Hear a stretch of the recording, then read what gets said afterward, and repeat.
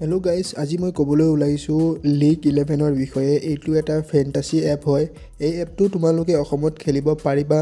বাকী এপৰ কম্পেয়াৰত এইটো এপ অলপ ইজি হয় অসমত খেলিবলৈ। কেনেকৈ খেলিব লাগে, কি টাস্ক কেইটামান কমপ্লিট কৰিব লাগে অসমত খেলিবলৈ, এই সকলোকেইটা এই ভিডিঅ'টোতে আলোচনা কৰিম।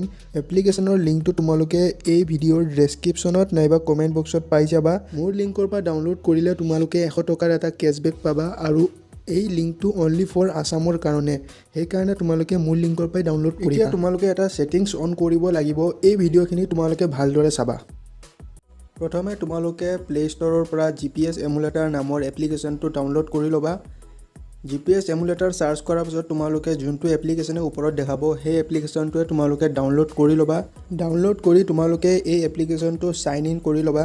এতিয়া তোমালোকে মোবাইল ছেটিংছত যাবা। মোবাইল ছেটিংছত গৈ তোমালোকে চাৰ্চ কৰিবা এবাউট ফোন বুলি। তোমালোকে ভাৰ্চন নামৰ অপশ্যন এটা আহিব। এই অপশ্যনটোত তোমালোকে ক্লিক কৰি দিবা। ক্লিক কৰাৰ পাছত তোমালোকৰ এনেকুৱা বিল্ড নম্বৰ বুলি লিখা থাকিব। তাত তোমালোকে 7-8 বাৰ নন ষ্টপ ক্লিক কৰিবা। তাৰপাছত তোমালোকে আকৌ বেক কৰিবা। তাৰপাছত আকৌ তোমালোকে ছেটিংছতে চাৰ্চ কৰিবা চিলেক্ট মোক লোকেশ্যন। তাৰপাছত তোমালোকে 3 নম্বৰ অপশ্যনত আকৌ লিখা থাকিব চিলেক্ট মোক লোকেশ্যন বুলি। তাত তোমালোকে টিপি দিবা। তাৰপিছত তোমালোকে যোনটো GPS এমুলেটাৰ অন কৰিছিলা মানে ডাউনলোড কৰিছিলা এই তাতে ক্লিক কৰি দিবা। এইখিনি কৰাৰ পাছত তোমালোকে যোনটো GPS এমুলেটাৰ ডাউনলোড কৰিছিলা সেই এপটো অ'পেন কৰিবা।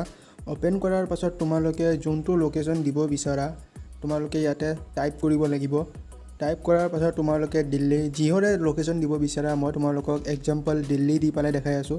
চাৰ্চ কৰাৰ লগে লগে তোমালোকক লোকেশ্যনলৈ লৈ যাব। লোকেশ্যনলৈকে লৈ যোৱাৰ লগে লগে তোমালোকে এই লোকেশ্যন বাটনটোত ক্লিক কৰি দিবা। এইখিনি ছেটিংছ অন কৰাৰ পাছত তোমালোকে মই দিয়া লিংকৰ পৰা লীগ 11 এপ্লিকেশ্যনটো ডাউনলোড কৰিবা। ডাউনলোড কৰি চাইন ইন কৰি ল'বা নিজৰ মোবাইল নম্বৰেদি।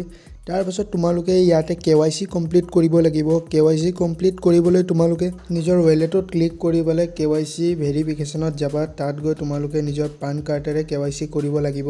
তোমালোকে নিজৰ নেম, পান কাৰ্ড নম্বৰ, নিজৰ ডেট অফ বাৰ্থ সকলোবিলাক ছেম দিবা, কিন্তু ষ্টেটত তোমালোকে দিল্লী দিবা, কাৰণ আছামৰ লোকেশ্যন বুলি নিদিবা। যিকোনো ফেণ্টাসি এপত যদি তোমালোকে অসমত খেলিব বিচৰা ছেম যেতিয়া তোমালোকে ইয়াতে ভেৰিফাই বেংক কৰিব লাগিব তেতিয়া তোমালোকে নিজৰ নাম, একাউণ্ট নম্বৰ চব ছেম দিবা, কিন্তু IFSC কোডটো তোমালোকে আছামৰ নিদি দিল্লী বা তোমালোকে যিহৰে লোকেশ্যন দিয়া তাৰে IFSC কোডটো দিবা।